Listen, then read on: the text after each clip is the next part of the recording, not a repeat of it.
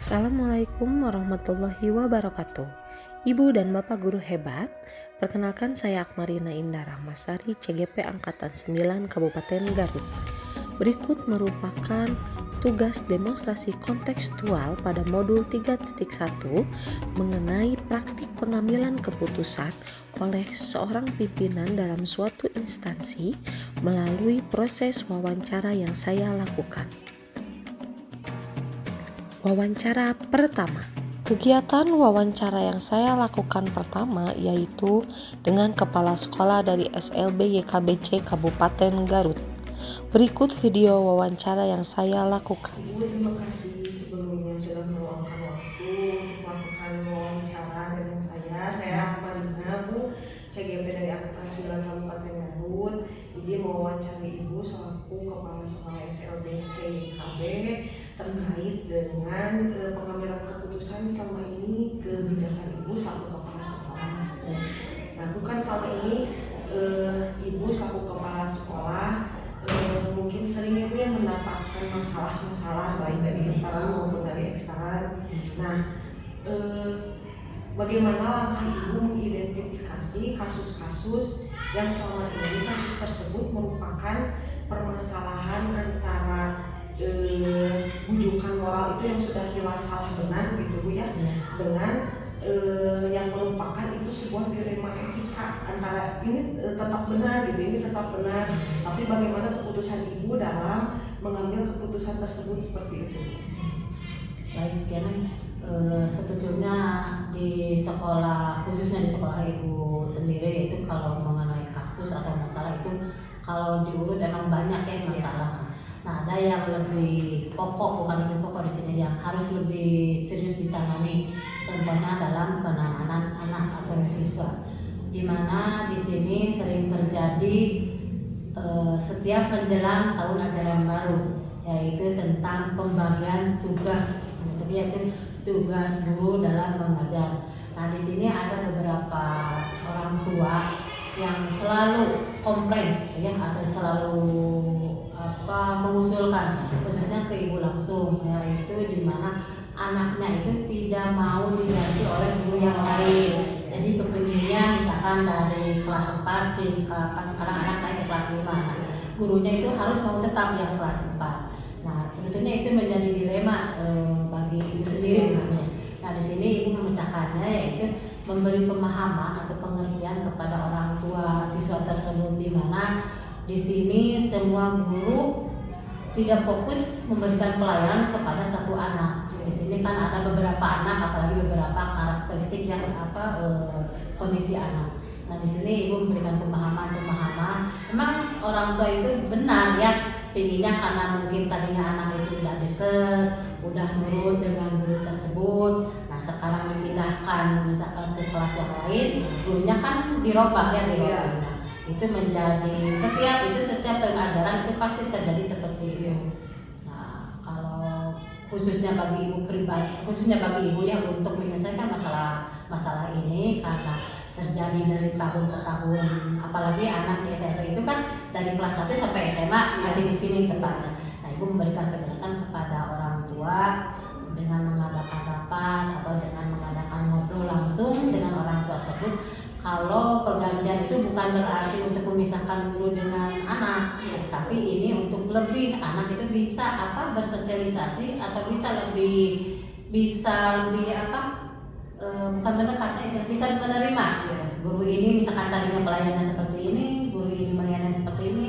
Nah, orang tua diberikan pemahaman yang walaupun dalam pelaksanaannya itu tidak langsung orang tua menerima.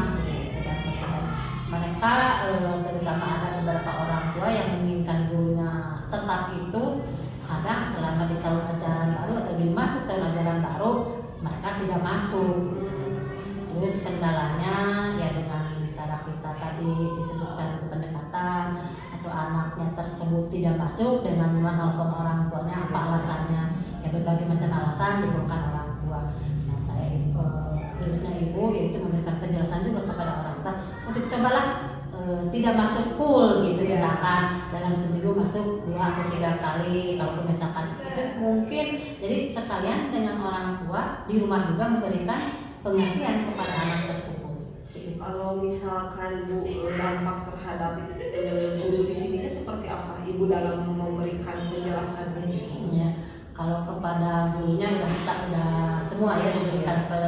penjelasan, memberikan pengertian.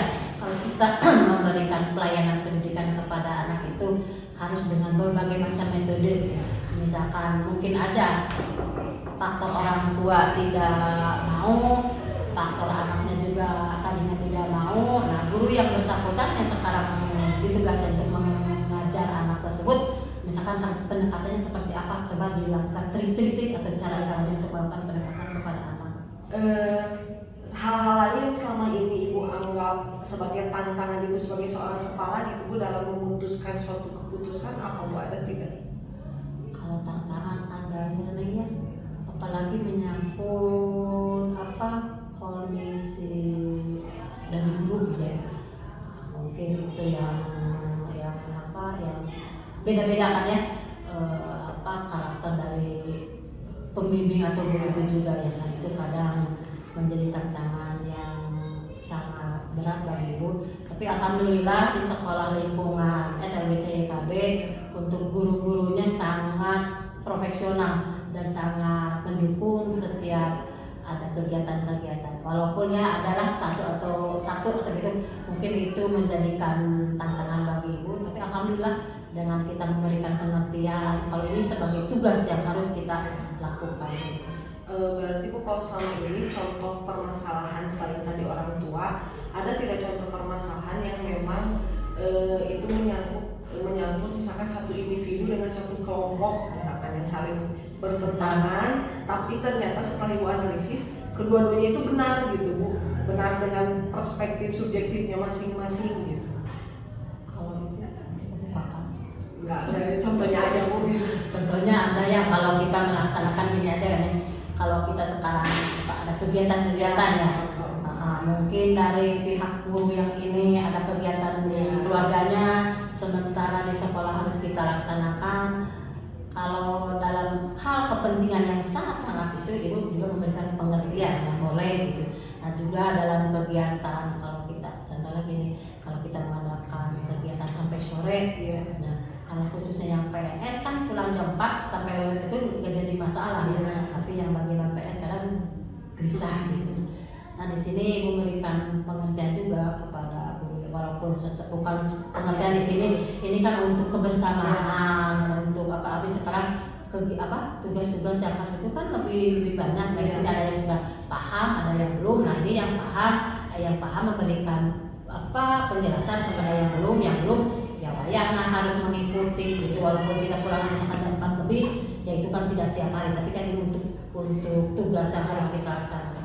Ada seperti ada yang ngomel-ngomel mah ada ya ngomel-ngomel di belakang, ya walaupun kedengarannya tidak enak ya, tapi ya itu sebagai pimpinan di sini harus menerima, memberikan pemahaman juga, pengertian. Ya, berarti tetap punya nilai-nilai kebajikan dan kebijakan Ibu untuk mengambil keputusan tersebut tetap diterapkan Ibu ya selaku pimpinan. Kalau untuk Ibu dalam mengambil misalnya permasalahan, terus Ibu untuk mengambil sebuah keputusan tersebut, apakah Ibu selalu langsung menyelesaikan di tempat Bu, atau misalkan kan ada tipe pimpinan yang kasih jeda dulu, gitu, baru seperti apa, tapi ada juga yang langsung ingin menyelesaikan gitu ya. Bagaimana Bu kalau Ibu gitu? Kalau Ibu pribadi ya dilihat dari permasalahannya dulu ya. Kalau yang ringan-ringan bisa dengan teguran, saat itu dia melakukan yang tidak enak atau dengan kadang suka ada ya dengan lingkungan, bilang guru dengan guru, mereka berbicara kepada Bu ini ya. Sampai guru tersebut mungkin merasa tersinggung, sakit hati sampai nangis. Ini aja lihat dulu perkembangannya. Kalau misalkan dia masih tetap melakukan asana bicaranya dengan tidak sopan kepada temannya, baik bisa sama saya untuk itu. Tapi lihat dulu prosesnya, lihat dulu perkembangannya. Nah, ternyata setelah dilihat dari seminggu 2 minggu kondisinya udah nggak kayak apa-apa, ya udah berarti kita biarkan. Tapi untuk kadang Ibu juga memberikan teguran langsung, ada seperti ini kan, teguran langsung bukan berarti tegur sakit gitu, saya kasih tahu ini harusnya seperti ini. Misalkan ini contohnya ada yang minta ruangan, atau misal Bu saya butuh ini, ya silakan. Kalau memang itu untuk kegiatan untuk pelan-pelan dalam PBM, ada yang tegur langsung cuma dalam batas ngobrol, bukan berarti tegur-tegur gitu. Kita juga punya gitu ya, yang punya toleran lah ya. Posisinya dari posisi sebagai ibu tidak melakukan ketegasan seperti itu, tapi kita bicara aja. Oh iya, berarti kalau misalkan ada kasus pun ya Bu ya di sekolah antara intern ini Bu ya, antara ibu dengan guru misalkan, jadi ibu lebih ke pendekatannya ke masing-masing gitu Bu. Kan suka ada yang langsung ingin ringkan gitu Bu. Tapi alhamdulillah kalau di sini nggak pernah terjadi sampai terjadi kasus besar. Kalau dengan cuma ini salah paham, mungkin ini kasih pengertian, ternyata masalahnya hanya tidak seberapa ya. Udahlah kita anggap aja ini dalam lingkungan lah. Kita dengan kita lagi kan gitu. Ya kadang aku jadi seorang pemimpin kita harus memutuskan suatu keputusan itu tidak mudah juga ya Bu ya. Itu karena ya beratnya gini, tidak mau sampai ini masalah misalkan berat gitu ya, besar gitu. Kalau masalah kecil yang bisa diselesaikan ya selesaikan. Tapi alhamdulillah di sini nggak sampai terjadi gitu kan, jangan sampai terjadi. Nggak, alhamdulillah kalau di kami sampai. Kalau misalkan Bu ada permasalahan terus ada satu orang yang berani untuk mempublikasikan ke media sosial gitu Bu ya, ibu selaku pimpinan itu merasa nyaman atau tidak atas keputusan ibu tersebut sampai ada orang yang berani misalkan dan viral misalkan terhadap keputusan ibu tersebut misalkan, yang ibu rasakan nyaman atau tidaknya, dan apakah yang dijelaskan oleh ibu itu ibu juga bertanggung jawab atas keputusan ibu gitu. Misalkan ada kasus seperti itu gitu. Kalau ada kasus seperti itu, kalau ada prinsip ibu ya, kalau selama itu kasusnya menurut ibu dalam penyelesaiannya ibu benar ya, misalkan sampai di Kemendak pun ibu berani gitu bertanggung jawab sebagai pimpinan, saya harus bertanggung jawab apa yang saya ucapkan, apa saya lakukan. Tapi kalau minimal itu di luar apa yang terjadi, tidak sesuai dengan apa yang saya lakukan, apa yang saya bicarakan, pasti saya juga akan bukan melawan ya di sini ya, memberikan penjelasan ya, klarifikasi ya. Kalau sampai di sini belum seandainya kan gitu ya, tapi alhamdulillah belum sampai yang viral seperti itu, enggak ada di sini.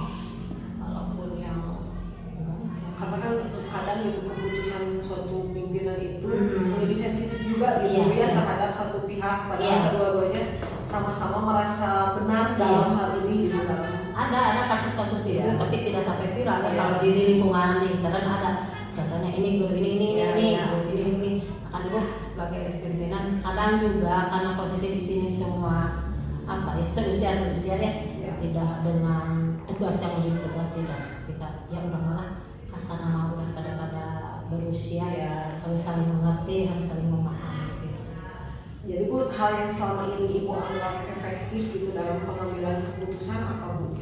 Kalau yang lebih efektif itu dengan bicara langsung, dengan menanyakan masalah apa, contohnya dengan orang tua ya. Orang tua jangan terkadang suka ada ya yang Bu ini kan tidak langsung ditanggapi benar enggak ya, mungkin ada kesalahpahaman dari orang tua. Ibu mending langsung orang tua, tidak sampai kejadian yang contoh ada gini, anak itu kan udah bisa nelpon ya. Padahal si anak itu menangis bukan karena kesan orang tua kan yang ditelepon kaget. Ini anaknya menangis kesannya karena kejadian apa gitu. Ibu juga ada khawatir, kejadian apa, takut misalkan gurunya dicubit atau gurunya dipukul. Ternyata pas bicara orang tuanya, Bu ini namanya Rijaya yang banjir keras telepon cuma saya pas lagi di pasar buru-buru kan pulang. Ibu sebetulnya bukan karena sama temannya atau sama guru gitu, jadi ibu jangan kaget, anak menangis itu karena kaget. Jadi ini bertengkar dengan ini sampai teriak-teriak aja gitu, kayak pesan yang dipukul. Karena anak itu melihat temannya yang bertengkar gitu, nelpon kaget jadi nangis gitu. Oh gitu, kan kekhawatiran orang tua, khawatir kejadian ke anaknya kayak seperti itu. Jadi diajak ngobrol orang tuanya, jangan khawatir, insya Allah lah kalau selama di sekolah guru juga lebih memperhatikan. Ibu kan dalam prinsip pengambilan kebijakan ini ada 3 ya Bu. Kadang pemimpin itu menyelesaikan karena rasa peduli gitu ya terhadap individu tersebut. Tapi kadang juga ada yang mengambil kebijakan keputusan itu karena peraturan yang sudah tentu gitu, yang sudah jelas dari sananya gitu. Ada juga yang memang mengambil keputusan untuk kebaikan semua orang. Nah, rata-rata ibu selama ini untuk mengambil keputusan itu melihat dari 3 aspek itu bagaimana? Kalau ibu pribadi ya melihatnya dari untuk kebaikan semua orang ya. Jangan sampai terjadi ada contohnya ibu jangan sampai melihat karena dekat ini enggak sampai. Alhamdulillah posisi ibu di sini perasaan asal merata gitu ya ke semua guru, ke semua orang tua, ke semua anak, baik anak yang lebih maupun anak yang kurang dari segi ekonomi sama-sama. Kalaupun ada masalah kita bareng-bareng selesaikan.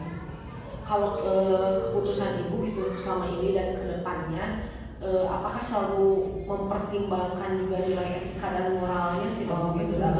Jelas itu bang. Kalau dalam menyelesaikannya tidak hanya kita memberikan penyelesaian karena ini orang dosa kita tegas tidak begitu, tapi etika pendekatan itu harus diterapkan. Itu kan suatu kan emang kewajiban sihnya etika mah harus jangan sampai keluar etika mentang-mentang kita seorang pemimpin dengan seenaknya memberikan teguran atau memberikan teguran kesalahan kepada lingkungan kerja, orang tua atau siswa.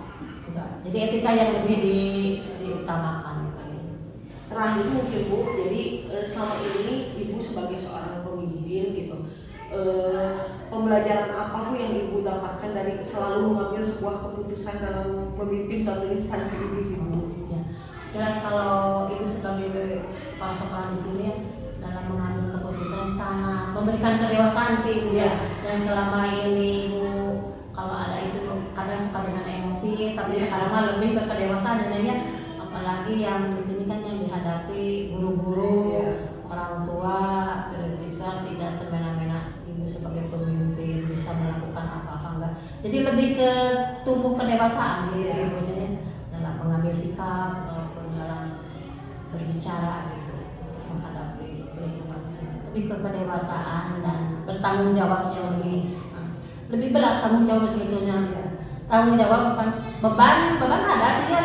Tapi karena ini kewajiban, jadi insya Allah dijalani gitu. Kalau beban dengan terkadang kalau suka bukan kepikiran, ya kalau ada masalah gitu, ada sih beban ada gitu kan. Namanya manusia ya tidak bisa dipungkiri. Beban aku. Gitu karena kan ibu kan bisa enak. Tapi kan ini harus tidak bisa seperti itu. Apalagi kita sebagai pimpinan mendengar keluhan dari guru ini gitu. Aku sih merasa ibu belajar untuk lebih mendewasakan diri lah di sini tuntutan itu menjadi kerjaan ibu ya ibu. Terima kasih ibu sudah meluangkan waktunya. Semoga dari kegiatan wawancara ini saya juga mendapatkan ilmu ibu dari pusat kepala sekolah untuk pengambilan sebuah keputusan dari ibu. Terima kasih Bu. Wawancara kedua. Kegiatan wawancara yang kedua yaitu dengan pimpinan dari sekolah asal CGP, yaitu dari SLB Negeri Bagian B Garut. Berikut video wawancara yang telah dilakukan. Ibu, terima kasih sebelumnya sudah meluangkan waktu untuk melakukan sesi wawancara dan diskusi Bu ya terkait dengan pengambilan kebijakan seorang pemimpin dalam suatu instansi seperti itu Bu. Ada beberapa pertanyaan Bu yang mau saya ajukan terkait dengan kebijakan Ibu selaku pemimpin khususnya di SLB Negeri B Garut Bu. Jadi Bu, ketika misalkan selama ini ada permasalahan baik internal maupun eksternal, Ibu dalam mengidentifikasi kasus-kasus tersebut seperti apa Bu? Misalkan ada 2 tipe kasus yang dimana satu kasusnya berupa dilema etika ketika kondisi A dan B itu sebenarnya sama-sama benar, tapi harus ada suatu keputusan yang diambil. Atau satu lagi berupa bujukan moral yang ternyata kondisi tersebut memang ada yang salah dan ada yang benar. Nah, Ibu dalam menentukan permasalahan tersebut itu seperti apa Bu? Ya, lumayan pelik ya. Memang itu kayaknya memang sudah jadi bagian dari dinamika pengurusan kelembagaan bidang sosial pasti ada hal-hal yang menyangkut terkendala dalam mengambil keputusan yang ada berkaitan dengan dari dilema etika. Itu biasanya ketika kita menghadapi guru-guru yang lebih senior gitu ya, sudah kita anggap sangat mengerti tentang peraturan lembaga, tapi mereka mungkin seolah abai gitu ya, tidak terlalu menghiraukan. Nah, mungkin di situ ada pendekatan yang memang tidak bisa serta-merta kita jalankan dengan kultur yang sifatnya interrogatif yang tidak juga, atau sifatnya judge gitu ya. Kalau pendekatan khusus mengapa mereka sampai berbuat hal yang mungkin di luar norma gitu ya, mereka harus didalami. Kalau sekiranya itu berangkat dari ketidakpahaman, mungkin itu lebih mudah. Kita memahami bahwa anak tersebut, guru tersebut karena misalnya ada terkendala dalam menggunakan IT misalnya, itu kita tidak bisa, kalau tidak melaksanakan tugas tidak serta-merta memarahi, atau perlu pendekatan. Mungkin perlu juga dimunculkan motivasi dari dirinya agar mau melaksanakan tugas apapun kendalanya, termasuk mungkin misalnya dalam hal kendala IT. Jadi motivasi, diberikan dukungan bahwa ibu itu akan bisa dengan kita memfasilitasi mungkin pelatihan yang sesuai gitu ya. Nah, kemudian baru ada evaluasi, bagaimana bisa orang tersebut mengikuti gitu ya. Nah, mungkin nanti ketika sudah merasa nyaman berkomunikasi dengan kita, insya Allah itu biasanya mereka juga. Nah, terkait dengan rujukan moral ya, memang kita juga sering banyak melihatnya ada hal-hal yang tidak patut mungkin yang kita ungkapkan, tapi kok ada yang seperti ini, mungkin ya, kita sering kedatangan tamu tadi undang gitu ya, mereka harus makan apa gitu, tapi ya itu juga kita harus bisa menempatkan ya, karena satu sisi itu juga mungkin kita memberatkan kita untuk istilahnya itu untuk meladeni keinginan dia, dan kita juga akan terjebak kepada sistem yang salah ketika istilahnya itu mengikuti apa maunya mereka. Nah, itu jadi dilema sendiri ya. Ibu sih prinsipnya kembali kepada ada tidak adanya dalam aturan itu. Kalau tidak ada ya sudah, kita minta maaf baik-baik saja kalau itu tidak ada. Kalau enggak ya berarti dengan mereka mungkin kecewa gitu, tapi mereka mengerti bahwa mengapa kita keberatan. Iya Bu. Kalau terkait dengan keputusan di sekolah gitu Bu, jika ada yang harus diputuskan, terutama misalkan kondisi atau kedua kasus tersebut sama-sama benar gitu Bu, jadi tidak ada yang salah dalam subjektif masing-masing. Nah, Ibu dalam mengambil keputusannya seperti apa Bu, yang di dua kasus tersebut atau dua kondisi tersebut memiliki nilai-nilai universal yang sama gitu, tidak ada yang salah gitu? Ya mungkin kalau karena kita berada di lembaga sebagai pimpinan harus mengajarkan baiknya ada manfaatnya mana yang lebih banyak manfaatnya untuk keputusan ketika ibu mengambil keputusan untuk kedua hal tersebut, itu akan menentukan bagian yang paling manfaatnya mana, terus resikonya yang paling sedikit mana. Ya Bu, jadi kan dalam prinsip itu ada 3 ya Bu, dalam pengambilan keputusan itu. Jadi ada yang memang untuk kepentingan banyak orang, ada yang peraturan, dan emang ada yang untuk jangka panjangnya. Nah, Ibu biasanya lebih condong ke mana gitu Bu untuk menentukan sebuah keputusan tersebut? Iya, ketiga-tiganya maunya itu ya, tapi itu lebih ke kemaslahatan. Ya mungkin dalam peraturan memang juga harus terakomodasi, tapi orientasinya peraturan, tapi mungkin bisa dari peraturan itu tidak terlalu kaku ya, ada peluangnya untuk tidak berbuat kaku, ya kita sesuaikan agar manfaatnya lebih banyak.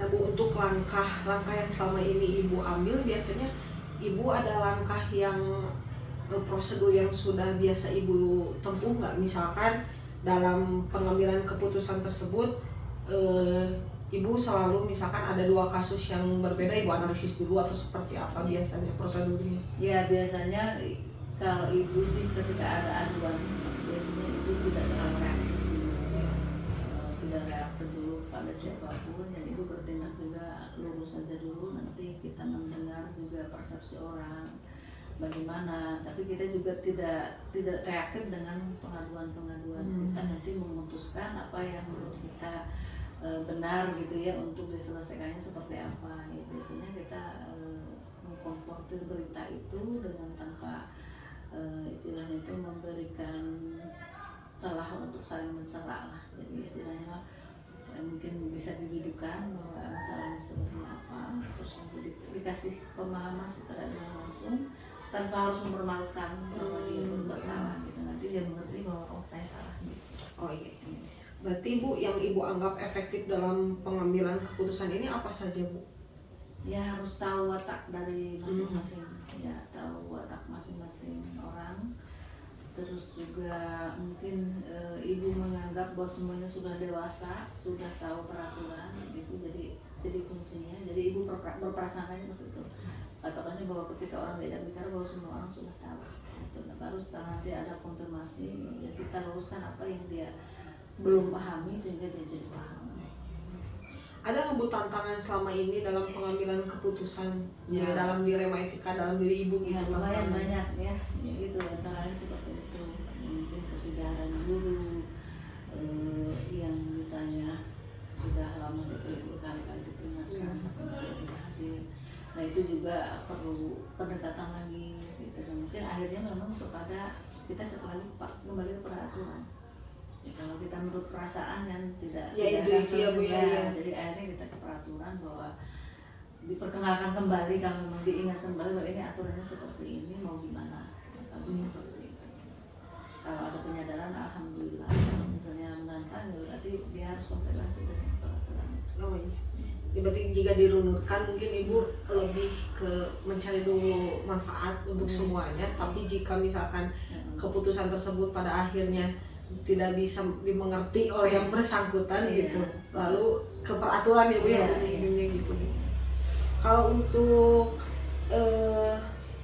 jadwal sendiri ada nggak Bu, misalkan ada 2 kasus ini, terus tipe kepemimpinan kan beda-beda ya Bu ya. Ada yang memang langsung kepemimpin itu ingin menyelesaikan di tempat secara langsung, tapi ada juga yang memikirkan dijadwalkan lah kalau secara ini. Nah Ibu lebih yang mana gitu Bu condongnya? Dua-duanya ada, tergantung mungkin sifat dari masalahnya. Mungkin ada yang harus segera, ada yang juga perlu pendalaman dulu sebelum mengambil keputusan karena mungkin ada pengaduan yang salah atau apa gitu. Ya kalau sifatnya, kalau kelihatan pada telanjang sendiri ada kesalahannya, harus segera diputuskan. Oh, jadi secara langsung Ibu juga sudah mengetahui bahwa kalau masalah yang urgent dan yang bisa diinikan dulu ya Bu ya. Ada nggak Bu faktor-faktor yang selama ini malah mempermudah Ibu atau membantu Ibu dalam mengambil keputusan dari kasus dilema etika itu?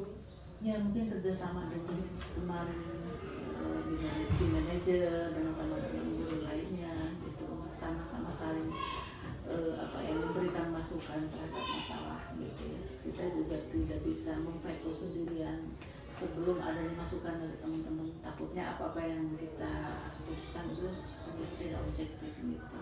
Jadi musyawarah. Iya, musyawarahkan baru nanti kita ambil keputusan. Apakah Ibu juga Bu suka menganalisis tidak ketika ada 2 kasus permasalahan, oh yang ini ternyata individu dengan kelompok, terus yang ini misalkan kebenaran dengan rasa kasih sayang gitu, suka Ibu analisis dulu nggak gitu? Ya. Dari sudut pandang Ya, gitu. kadang memang ada yang namanya gitu ya, hati itu kan tidak ada yang tahu ya. Ketika ada kecenderungan kepada satu pihak itu memang ada ya diakui. Tapi kita kembali lagi bahwa ini konteks masalahnya seperti apa. Kita juga jangan sampai terbawa emosi dalam artian memenangkan salah satu pihak karena kedekatan. Jadi itu perlu perlunya analisis di situ ya, itu sampai kita terjebak kepada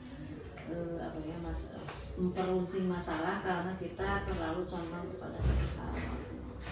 Ketika ada dua kasus yang sama-sama benar gitu Bu, apakah Ibu suka ada alternatif lain tidak begitu untuk melihat ke sisi dua yang subjektif ini menjadi objektif nantinya gitu? Ya, itu jadi kembali itu, jadi kalau memang kelihatan sama-sama kapan waktunya ini dia benar, kapan itu waktunya bisa dilaksanakan.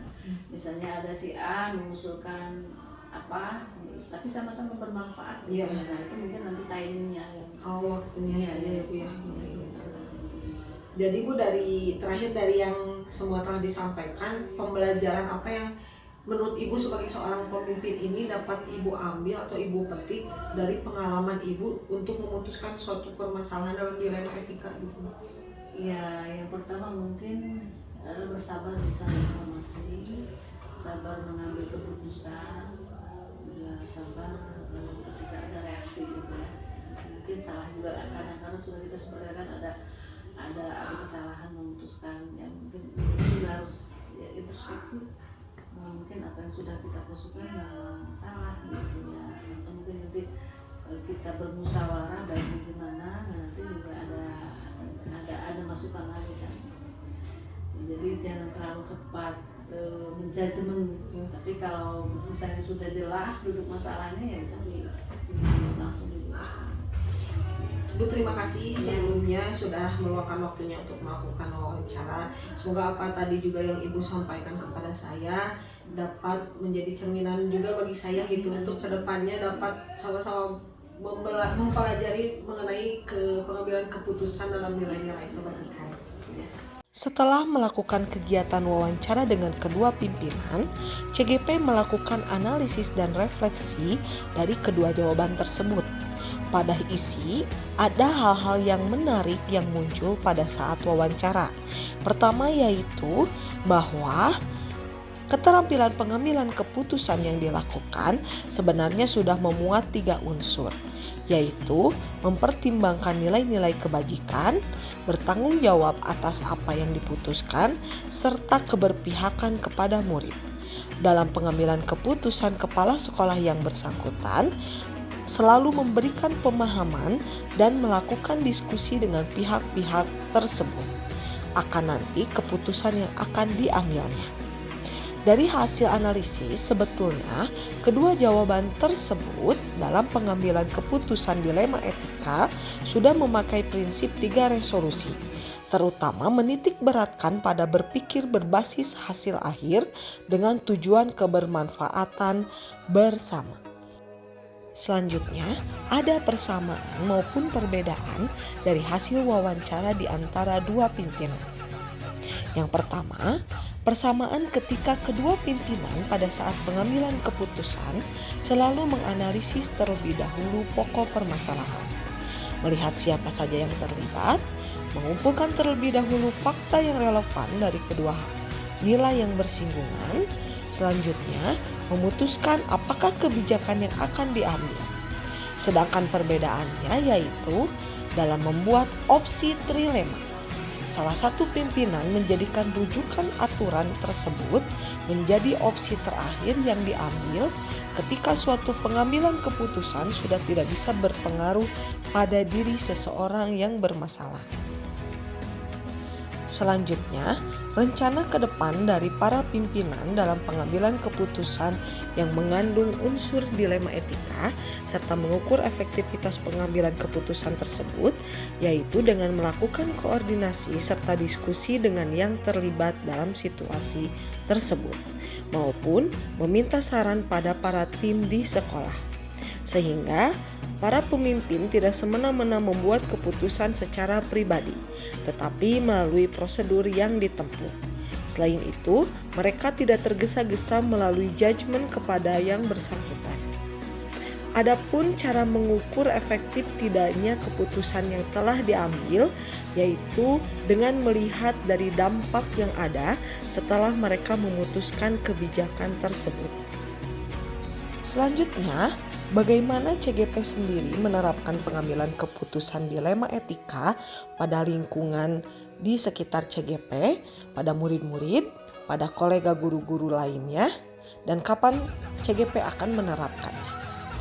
Refleksi dari kegiatan wawancara yang telah dilakukan, serta proses konstruksi dari modul 3.1, bahwa saya selaku CGP akan menerapkan pengambilan keputusan pada kondisi dilema etika dengan mempertimbangkan beberapa hal.